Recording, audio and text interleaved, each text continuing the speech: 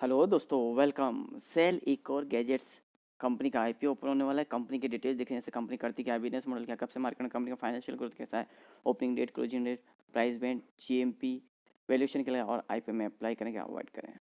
तो दोस्तों, जैसे मैंने आपको कंपनी का नाम बताया, सेल एक और गैजेट्स आईपीओ की 15 सितंबर को ओपन हुआ, 20 सितंबर 2023 तक चलेगा। अभी कंपनी करती क्या और कब से मार्केट में, तो कंपनी की स्थापना दिसंबर 2020 में हुई, यानी ज़्यादा पुरानी कंपनी नहीं है ऑफिशियली। वैसे और भी पुरानी हो सकती है, पर यहाँ ऑफिशियली ज़्यादा पुरानी कंपनी नहीं है। कंपनी अभी करती क्या है, तो कंपनियाँ परचेस करती है जो टेलीविज़न हुआ, ब्रांडेड मोबाइल फ़ोन और इनके जो एक्सेसरीज़ वगैरह हैं, ये सब परचेस करती है और सेल करती है। तो कंपनी अपने जो बिजनेस को 3 बिजनेस वर्टिकल में डिवाइड करती है। एक तो एंटरटेनमेंट एंड कम्युनिकेशन, इसमें यहाँ पे कंपनी साउंड सिस्टम हुआ, साउंड बार्स हुआ, टेलीविज़न हुआ, स्मार्टफोन हुआ, ये सब परचेस करती है और सेल करती है। इसमें टेलीविज़न में 35 एसक्यूएस यानी इतने स्टॉक में कंपनी के, और 15 एसक्यूएस साउंड सिस्टम है और 70 एसक्यूएस मोबाइल फ़ोन्स हैं। और पेरिफेरल्स में यहाँ पे वायर प्रोवाइड करती है, true wire, wireless earbuds, neck band और स्मार्ट वॉचेस। यहाँ 145 एसक्यूएस कंपनी पे है स्टॉक्स में। और मॉडर्न एसेसरीज में यहाँ पावर बैंक हुआ, डाटा केबल, यूएसबी चार्ज हुआ, क्विक चार्जर, ये सब कंपनी यहाँ पे 40 SQS data lines, necessary adapter, company के 40 एसक्यूएस इस कैटेगरी में है।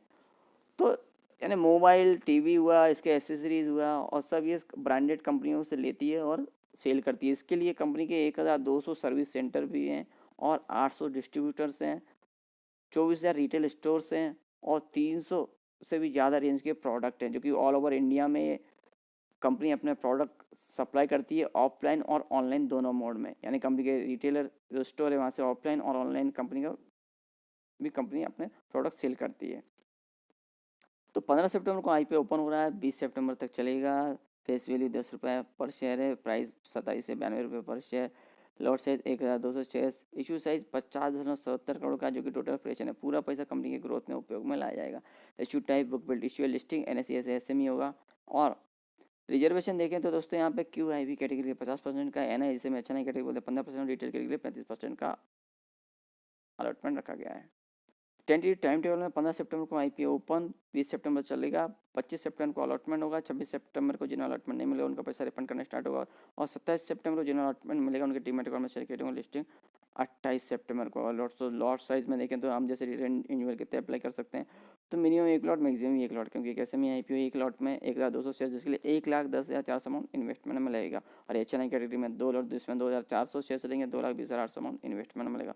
और आईपीओ के दोस्तों प्रोमोटर्स का होल्डिंग तो 69.95% आईपीओ के बाद 51.54% ही रह जाएगा। और प्रोमोटर्स श्री रवि अग्रवाल, श्री निखिल अग्रवाल कंपनी के प्रोमोटर्स में। अभी कंपनी का फाइनेंशियल को देखते हैं तो मार्च 23 3 साल की फिगर है। यहाँ पे अमाउंट्स लैक्स में। एसेट कंपनी के जहाँ मार्च 21 में, यानी कंपनी की स्थापना 22 में हुई थी, तब से ज़्यादा मैंने फिगर है। जहाँ हालांकि मार्च 21 में 10 लाख का एसेट था, जो कि मार्च 22 में 2,367 लाख का, मार्च 23 में 7,000 के ऊपर कंपनी का एसेट गया। तो एसेट कंपनी के अच्छे बढ़े। वहीं रेवेन्यू ग्रोथ देखें तो 12,128 से 26,436, रेवेन्यू ग्रोथ भी 12 दूनी 24 यानी दुगने से भी ज़्यादा देखने को मिल रहा है। और प्रॉफिट यहाँ तो मार्च 21 में तो यहाँ बिजनेस यानी स्टार्ट ही नहीं, तो माइनस में जाएगा, प्रॉफिट लॉस ही है, क्योंकि एक्सपेंस थोड़े बहुत चालू ही रहते हैं। और मार्च 22 में 213.56 लाख का कंपनी का प्रॉफिट हुआ, वहीं मार्च 23 में 797 लाख का, तो प्रॉफिट भी बेस पे बढ़ा है। नेटवर्क यहाँ 221 लाख का मार्च 22 में, जो मार्च 23 में 1,381 लाख। और रिजर्व सरप्लस 211 लाख का मार्च 22 में, मार्च 23 में 1,369। और कंपनी में कर्ज तो यहाँ कंपनी में कर्ज भी अच्छा खासा बढ़ा, यहाँ 121 लाख का ही कंपनी में कर्ज था मार्च 22 में, मार्च 23 में 2,084 लाख का। ओवरऑल देखें कंपनी के यहाँ फाइनेंशियल ईयर ऑन ईयर इस पे यहाँ पे अप ट्रेंड में देखने को मिल रहे हैं। पर दोस्तों, ये सस्टेनेबिलिटी कितनी रहेगी, क्या रहेगी, ये अभी यहाँ पे बोलना कहने मुश्किल है। कंपनी के यहाँ फाइनेंशियल ठीक ठाक है।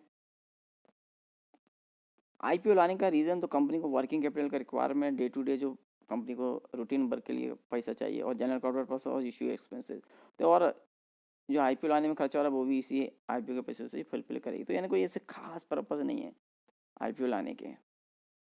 वैल्यूएशन मार्जिन फाइनेंस 2023 के मुताबिक ईपीए 684 का है, पी रेशो 1272, 1345%, रिटर्न नेटवर्क 57.71% का है, एनएवी 1186, आरओसी 63.88%, ईबिटा 487% और डेट टू इक्विटी 1.51 का है। तो दोस्तों आप देख सकते हैं कंपनी के फाइनेंशियल वैसे तो ठीक ठाक नजर आ रहे हैं फाइनेंशियल 2023 के मुताबिक, पर दोस्तों पिछले साल का कुछ इतना डाटा नहीं है, हम इतना कुछ यानी बोल नहीं सकते कि आगे और आगे क्या परिस्थिति हो सकती है आने वाले दिनों में, क्योंकि यहाँ पे कंपनी जो बिजनेस से बिलोंग करती है दोस्तों, यहाँ सस्टेनेबली रहना और प्रॉफिट ज़्यादा उतना कुछ निकाल नहीं सकते। जो मार्जिन आपको दिया हुआ है उतना ही आप मार्जिन इसमें निकाल सकते हैं। और वैल्यूएशन है कंपनी ने जो मार्च 2023 के हिसाब से देखें तो ठीक ठाक लगाया, पर पिछले साल में देखें तो यहाँ पे पिछले साल के मुताबिक यहाँ पे वैल्यूएशन महंगा नजर आता है।